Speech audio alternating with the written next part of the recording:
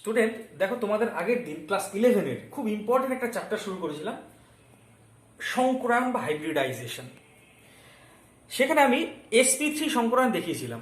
প্রথমে মিথেন অণুর গঠন দেখিয়েছিলাম, তারপরে অ্যামোনিয়া, তারপরে জলের অণুর গঠন দেখিয়েছিলাম। আজকে তারপর থেকে করছি। দেখো, মিথেন অণুর গঠন দেখিয়েছিলাম।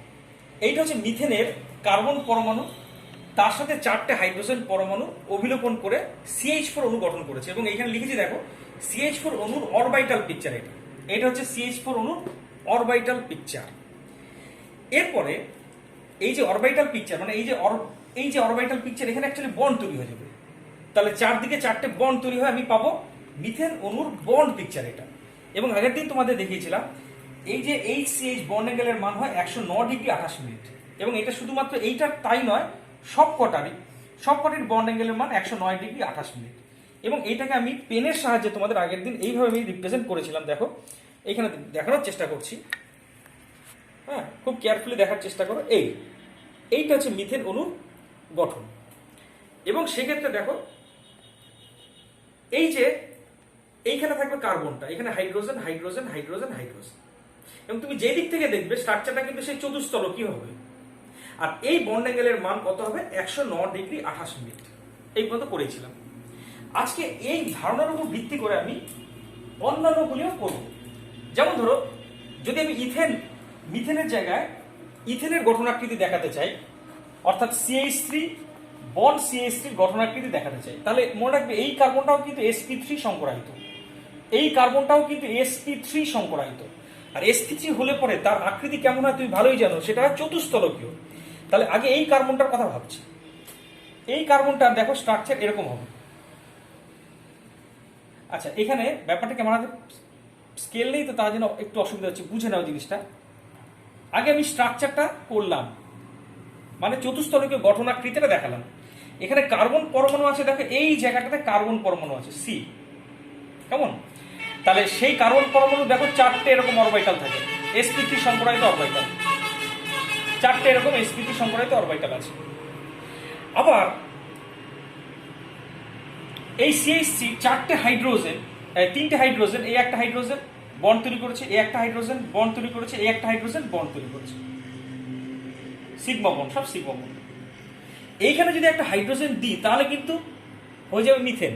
কিন্তু আমি তো মিথেন দেখাতে যাচ্ছি না, আমি তো ইথেন দেখাচ্ছি। আর বাকি পার্টটা মোটেই সেখানে একটা হাইড্রোজেন থাকবে না, থাকবে কি এরই মতো আরেকটা একক, মানে CH3 থাকবে। এবং সেইটাকে একই রকম ভাবে লিখতে হবে।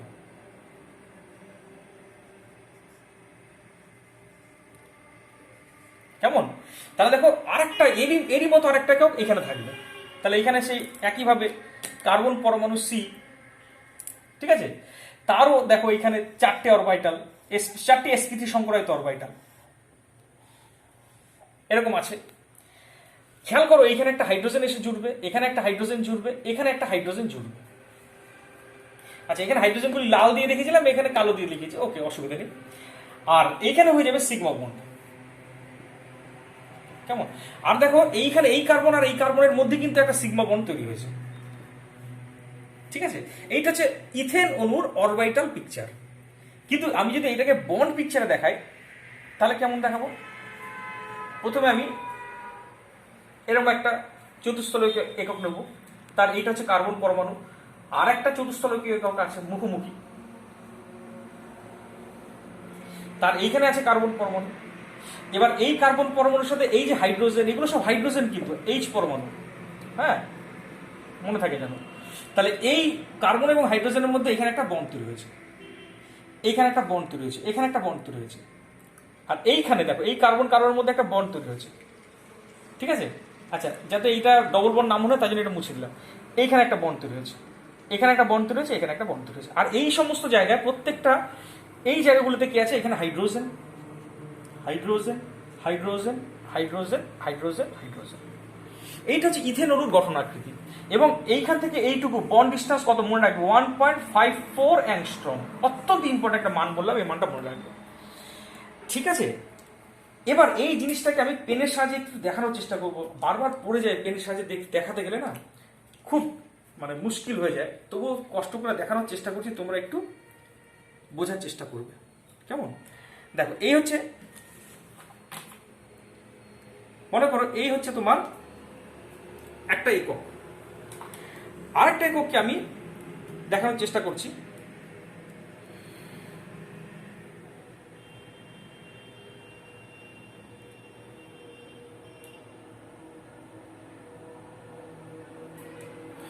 এবার এখানে দুটি এরকম ইউনিট পরস্পর এইভাবে আছে, খেয়াল করে দেখো, দুটো ইউনিট পরস্পর আছে। কোথায় কার্বন আছে তুমি নিশ্চয়ই বুঝতে পেরেছো, যে আমার হাতের আঙুলগুলো যেখানে জয়েন করেছে সেখানে কার্বন পরমাণু আছে। আর হাইড্রোজেনগুলি দেখো, এইদিকে 3টে হাইড্রোজেন, এইদিকে 3টে হাইড্রোজেন, প্রত্যেকটা বন্ড অ্যাঙ্গেল কিন্তু 109 ডিগ্রি 28 মিনিট।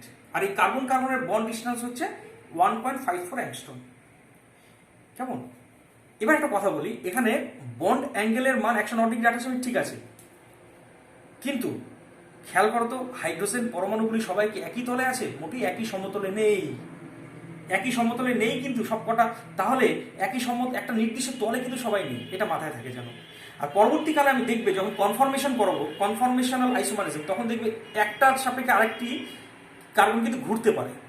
দেখো ডান দিক বা বাম দিকে ঘুরতে পারে, এটা যেন মাথায় থাকে যখন আমি কনফরমেশনাল আইসোমারিজম করাবো, তখন যেন এটা মনে থাকে। তারপরে আমি দেখবো আমি এক্লিপস এবং স্ট্যাগার্ড কনফরমেশন পাবো, এটা পরের জন্য বলে রাখলাম আগের থেকে। তো এই হচ্ছে তোমার ইথেনল গঠনাকৃতি হয়ে গেল। এবার আমি যাব নতুন একটা বিষয়, সেটা হচ্ছে sp2 সংকরায়নে যাব। তো এখানে হেডিং করলাম sp2 সংকরায়ন। এখানে লিখলাম sp2 সংকরায়ন বা হাইব্রিডাইজেশন। sp2 সংকরায়নটা কি, একটা উদাহরণ দিয়ে বলা যাক। এখানে লিখলাম উদাহরণ, ইথিলিন, তোমাদের সবার পরিচিত ইথিলিন, এইটাকে বলে ইথিলিন। এবং এইটাকে যদি একটু বন্ডগুলিকে ছাড়িয়ে লিখি তাহলে কারো আপত্তি নেই নিশ্চয়ই। এইচ এইচ, এখানে double bond, C H H, এটা হচ্ছে ইথিলিন। ক্লাস 10 থেকে তোমরা জানো। আমি এর গঠনাকৃতি দেখাবো এবং সঙ্গে সঙ্গে sp2 সংকরায়নটাও বোঝাবো। তো এইটা দেখাতে গেলে পরে যে কোনো একটা কার্বনকে আগে বেছে নিই। দুটো কার্বন নিয়ে যদি আমি একসাথে ভাবতে চাই তাহলে ভুলে যাবে সব। যে কোনো একটা কার্বনকে বেছে নিই। মনে করো এই কার্বনটার সম্পর্কে আমি আলোচনা করছি। এই কার্বনটা কেন্দ্রীয় পরমাণু, এখানে সেই কেন্দ্রীয় পরমাণু, আচ্ছা সেই কেন্দ্রীয় পরমাণু ইলেকট্রন বিন্যাস জানো 1s2 2s2 2p2, এটা সর্বশেষ কক্ষ। গ্রাউন্ড স্টেট মানে জিএসএ, 2s এ আছে দেখো দুটো ইলেকট্রন, 2p তে আছে দেখো দুটো ইলেকট্রন। কেমন? কিন্তু এক্সাইটেড স্টেটে কি হবে দেখো তো, কার্বনের কটা বন্ড আছে খেয়াল করো। যে কোনো বন্ড সে কোনো অযুগ্ম ইলেকট্রন চাই। কার্বনের 4টে অযুগ্ম বন্ড আছে, 4টে বন্ড আছে দেখো, 1টা 2টো 3টে 4টে।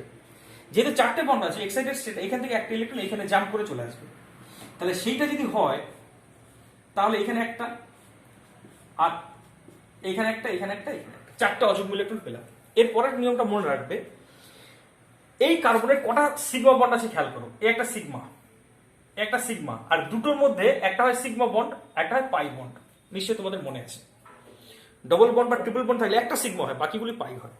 তাহলে এই কার্বনের কটা সিগমা বন্ড আছে দেখো তো, একটা, দুটো, 3টে সিগমা বন্ড আছে। আর মনে রাখবে সিগমা বন্ডগুলোই সংকরায়নে অংশ নেয়, পাই বন্ধন কিন্তু সংকরায়নে অংশ নেয় না, এটা মাথায় ঢুকে না। তাহলে যেহেতু 3টে সিগমা বন্ড, তাই সংকরায়ন হবে 3টে অরবিটালের। 3টে সিগমা বন্ড তৈরি করার জন্য 3টে অরবিটাল চাই, আর পাই বন্ড তৈরি করার জন্য কোনো সংকরায়নের দরকার নেই। তাহলে 3টে অরবিটাল যদি সংকরায়নে অংশ নেয়, কোন 3টে অংশ নিল? এস আর পি। পি এর কটে দুটি, এস এর একটা, পি এর দুটো। তাই এই সংকরায়নকে বলবো sp2 সংকরায়ন। দেখো একজন কিন্তু সংকরায়নে অংশ নেয়নি, এই অরবিটালটা কিন্তু সংকরায়নে অংশ নেয়নি, 2pzটা, 2pz অরবিটাল সংকরায়নে অংশ নেয়নি। এটাকে বলা হয় বিশুদ্ধ, বিশুদ্ধ pz অরবিটাল এই সংকরায়নে অংশ নেয়নি। এটা পাই বন্ধন তৈরি করে, লিখে দিলাম, পাই বন্ধন সৃষ্টি করে, এ পাই বন্ধন তৈরি করে। কি করে আমি দেখাবো। এবার sp2 সংকরায়ন হলে পরে তার আকৃতি কেমন হয় দেখব। এক এক রকম সংকরায়নের জন্য এক এক রকম আকৃতি। যেমন আগের দিন দেখেছিলে sp3 সংকরায়নের জন্য আকৃতি হয়েছিল চতুস্তলভীয়, মনে আছে নিশ্চয়ই। এখন sp2 সংকরায়ন হলে পরে আকৃতি হবে সমতলিক ত্রিভুজ, মনে থাকে যেন, মাথা ঢুকিয়ে নাও। sp2 সংকরায়ন হলে আকৃতি হবে সমতলিক ত্রিভুজ। সমতলিক ত্রিভুজ বলতে কেমন? এই হচ্ছে সমতলিক ত্রিভুজ, একই তলে আছে। দেখো এই হচ্ছে, এখানে কার্বন থাকবে, এখানে একটা অরবিটাল থাকবে, এখানে একটা অরবিটাল, এখানে একটা অরবিটাল, তিনটে অরবিটাল থাকবে এবং সব একই তলে, একই তলে আছে বলেই আমি বোর্ডের উপরে এটাকে স্থাপন করতে পারছি। আচ্ছা, তাহলে আমি এইখানে জিনিসটাকে আঁকার চেষ্টা করছি। 3 ডাইমেনশনাল ব্যাপার তো, খুব ভালো করে মাথায় রাখবে, বোঝার চেষ্টা করো, আনলে পরে সব আউট হয়ে যাবে। এইটা একই সমতলে আছে, এখানে কার্বন মনে করো, এখানে একটা, এখানে একটা, এখানে একটা, তিনটে অরবিটাল তৈরি হলো মিলেমিশে, এবং এদের কি নাম দেবো? sp2 সংকরায়িত অরবিটাল, sp2 অরবিটাল, sp2 সংকরায়িত অরবিটাল। আর 2pz যেটা আছে না, সেটা কিন্তু এই তলের উপরে লম্বালম্বি ভাবে থাকবে। কেমন? দেখো এটা এর উপরে লম্ব থাকবে, তাহলে এটাকে তো এইভাবে দেখাতে পারছি না, তাই তুমি বুঝে নাও যে এইখানে 2pz বলে একটা অরবিটাল আছে, যেটা কিনা এই তলের উপরে, উপরে এবং নিচে আছে 2pz। কেমন?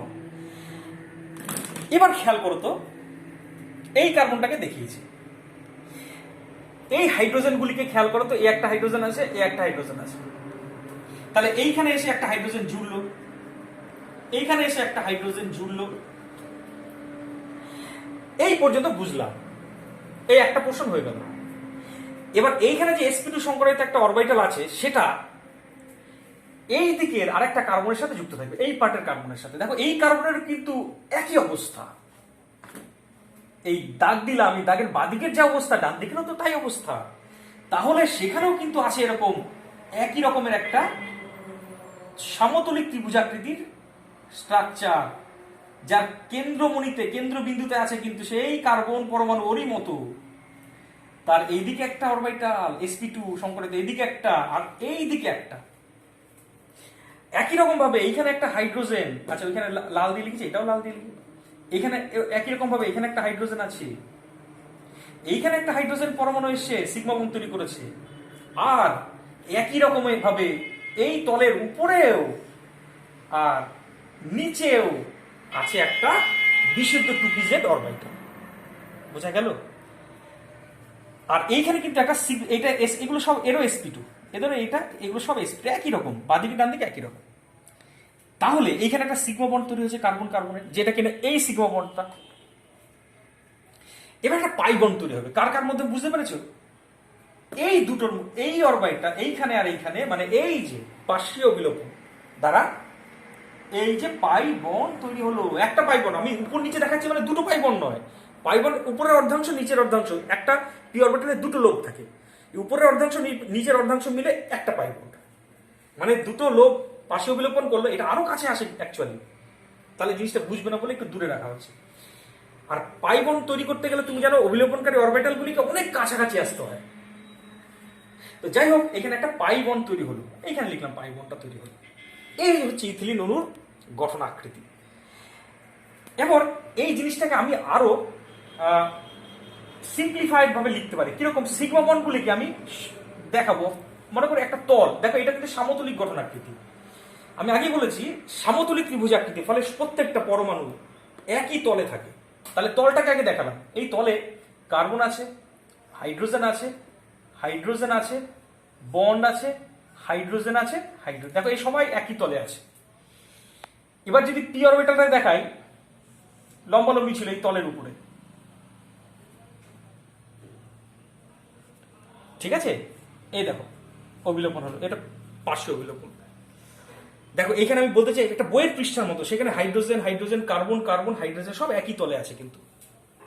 আর এইখানে বলা ভালো যে এই যে বন্ড ডিস্টেন্স কমে যায়, ওইখানে ইথেনের বন্ড ডিস্টেন্স মনে করে দেখো 1.54 অ্যাংস্ট্রম বলেছিলাম, এখানে বন্ড ডিস্টেন্স কমে গিয়ে হবে 1.34 অ্যাংস্ট্রম। হ্যাঁ তুমি জানো, কারণ এখানে পার্শ্ব অবিলোপন করার জন্য ওদের অনেক কাছে আসতে হয়েছে, তার জন্য বন্ড ডিস্টেন্স কমে গেল। তো এটা হয়ে গেল আমার ইথিলিন অণুর গঠন আকৃতি। কিন্তু আমি জিনিসটাকে যদি একটু পেনের সাহায্যে দেখাই, তাহলে তোমরা একটু ধৈর্য ধরে দেখবে, কারণ কি বলতো, এই পেন দিয়ে ধরতে না খুব কষ্ট, অসুবিধা হয়, তো চেষ্টা করছি। এই একটা ছিল ইউনিট, আর এইখানে আরেকটা ইউনিট আছে, এখানে আরেকটা ইউনিট আছে মনে করো,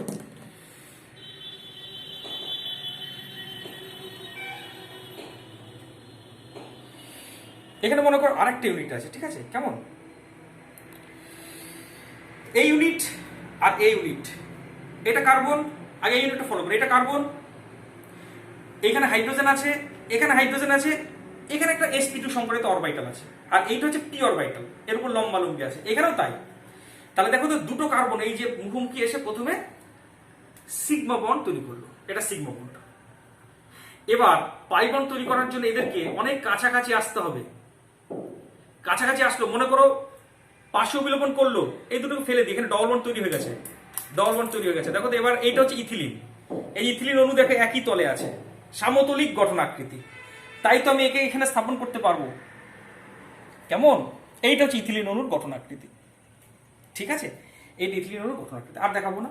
এবার চলে আসছি তোমাদের পরবর্তী প্রসঙ্গে, সেটা হচ্ছে sp2 সংকরণের আরেকটা উদাহরণ দিই। সেখানে দেখবো পাই অরবিটাল তৈরি হবে না, মানে sp2 সংকরণ মানেই যে সবসময় পাই অরবিটাল তৈরি হয় তা নয়। যেমন ধরো BF3 বা BCl3, BF3 দেখো, BF3 হচ্ছে কেন্দ্রীয় পরমাণু, তাহলে এখানে hydrogen, helium, lithium, beryllium, boron, 5টা ইলেকট্রন, তাহলে ইলেকট্রন নিয়ে আসলে 1s2, 2s2, 2p1। এখানে কেন্দ্রীয় পরমাণুটাকে বোরন, তার ইলেকট্রন বিন্যাস লিখলাম, এটা সর্বশেষ কক্ষ। তার জিএস দেখাবো, জিএস এ দেখো 2s উপকক্ষে দুটো ইলেকট্রন আছে, 2p উপকক্ষে একটা ইলেকট্রন আছে, কিন্তু BF3 তে তো বন্ড আছে 3টে, তাই 3টে বন্ড তৈরি করার জন্য এখান থেকে একটা ইলেকট্রন এখানে জাম্প করবে, তাহলে পাবো দেখো এই 3টে অযুগ্ম ইলেকট্রন। এবার এই 3টে অযুগ্ম ইলেকট্রন sp2 সংকরায়িত হবে। দেখো এখানে পাই বন্ড তৈরি করার জন্য কোনো ইলেকট্রন নেই, তাই sp2 সংকরণ মানেই যে সবসময় পাই বন্ড তৈরি হবে তা না। তাহলে sp2 সংকরায়িত কেন্দ্রীয় বোরন বলবো sp2 সংকরায়িত। sp2 সংকরণ হলে আকৃতি কেমন হয় তুমি জানো, সমতলিক ত্রিভুজ আকৃতি। তাহলে এখানে বি লিখবো, এখানে এফ, এখানে এফ মানে ফ্লোরিন, এখানে এফ, আর পাই বন্ড তৈরি করার জন্য কোনো ইলেকট্রন নেই, তাই পাই বন্ড তৈরি হবে না। আর মাইন্ড কি এই গঠনাকৃতিকে বলা হয় সমতলিক ত্রিভুজাকার গঠনাকৃতি, ইংরেজিতে বলে প্ল্যানার ট্রায়াঙ্গুলার। এবং এখানে বন্ড অ্যাঙ্গেল হয় 120 ডিগ্রি, প্রত্যেকটা বন্ড অ্যাঙ্গেল হয় 120 ডিগ্রি। তা sp2 সংকরণ আমার কমপ্লিট হলো। এবার চলে আসছি sp সংকরণে, জানি না টাইমে হবে কিনা, তবু সংক্ষেপে তাড়াতাড়ি দেখে দিই। sp সংকরণ, sp সংকরণের আগে একটা উদাহরণ দিই একই রকম ভাবে, এক্সাম্পল উদাহরণ HC triple bond CH acetylene, কেন্দ্রীয় পরমাণু যে কোনো একটা কার্বনকে চুজ করলাম, এই কার্বনটাকে বেছে নিলাম, তার জিএস দেখাবো আগে। জিএস মানে কার্বনের এখানে 2s এ দুটো থাকে, 2p তে দুটো থাকে, কিন্তু এই কার্বনের কটা বন্ড আছে খেয়াল করো তো, একটা, দুটো, তিনটে, চারটে বন্ড আছে এই কার্বনের, তার মধ্যে এটা একটা সিগমা দুটো পাই। কেমন? তাহলে এই কার্বনটার 4টে বন্ড, তাই এক্সাইটেড স্টেটে আমাকে 4টে অযুগ্ম ইলেকট্রন করতে হবে। কি করে 4টে অযুগ্ম ইলেকট্রন করবো? এইখান থেকে একটা ইলেকট্রন এখানে নিয়ে নেবো, তাহলে 4টে অযুগ্ম ইলেকট্রন করলাম। এবার দেখো আমি আগেই বলেছি পাই বন্ড সংকরণের দ্বারা তৈরি হয় না, সংকরণের দ্বারা তৈরি হয় সিগমা বন্ডগুলি। তাহলে দুটো সিগমা বন্ড আছে, তাহলে সংকরণে অংশ নেবে দুটো অরবিটাল, তাই এটাকে বলবো sp সংকরায়ন, sp সংকরায়ন। আর এই দুটি বিশুদ্ধ p অরবিটাল লিখলাম এখানে, বিশুদ্ধ p অরবিটাল, এরা কিন্তু পাই বন্ড তৈরি করে, পাই বন্ধন গঠন করে, এরা পাই বন্ধন গঠন করে। এবার জানবে sp3 সংকরণ হলে হয়েছিল টেট্রাহেড্রাল স্ট্রাকচার, sp2 হলে পরে সমতলিক ত্রিভুজ আকৃতি, যেটা দুটো দেখিয়ে দিয়েছি। sp সংকরণ হলে এবার আকৃতি কেমন হয় জানতে হবে। sp সংকরণ হলে আকৃতি হয়, মনে রাখবে, সরল রৈখিক। সরল রৈখিক মানে এখানে কার্বন থাকবে, তার এই একটা sp সংকরায়িত অরবিটাল, এই আছে আর একটা sp সংকরায়িত অরবিটাল। কেমন? এবার এই যে দুটো p অরবিটাল আছে তারা কিন্তু পরস্পরের উপর লম্ব থাকবে, মানে উপরে একটা p, এইটা একটা p লিখলাম কিন্তু, কারণ p অরবিটালের দুটি লোব, এটা বিশুদ্ধ p অরবিটাল, তো বিশুদ্ধ p অরবিটালের মনে করে দেখো ডাম্বেল আকৃতি এবং দুদিকে দুটো লোব থাকে, এইটা একটা বিশুদ্ধ p। আর একটা p অরবিটাল আছে তোমাদের দিকে এবং বোর্ড ভেদ করে, কারণ কি সবাই সবার উপর লম্ব এখানে, তাই আমি তো দেখালে দেখানো উচিত কি বলতো, এই তোমাদের দিকে এবং বোর্ড ভেদ করে ভিতরে, সেটা তো দেখাতে পারছি না, তাই আমি ধরছি এইভাবে লিখলাম।